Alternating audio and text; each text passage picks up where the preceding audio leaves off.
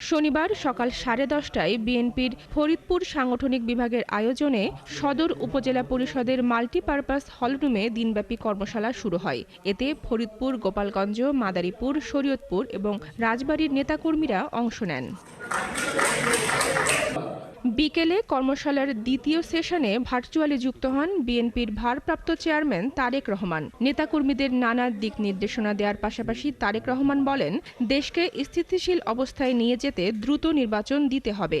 নির্বাচনের ফলাফল যাই হোক বিএনপি মেনে নেবে। বিএনপির মতন একটি দল একটি নির্বাচনই চাইবে, যেই নির্বাচনে মানুষ নিরাপদে, স্বাধীনভাবে, ভয় ভীতিহীনভাবে ভোট দিতে পারবে। আমরা জনগণের যেটি ডিসিশন, যেটি সিদ্ধান্ত নির্বাচনের মাধ্যমে, সেটি অবশ্যই আমরা মেনে নেব। তিনি আরও বলেন, আগের চেয়ে বিএনপি এখন অনেক কঠোর। কেউ অনৈতিক কাজ করলে ছাড় পাবে না। এ সময় দলের 31 দফা দেশের মানুষের কাছে পৌঁছে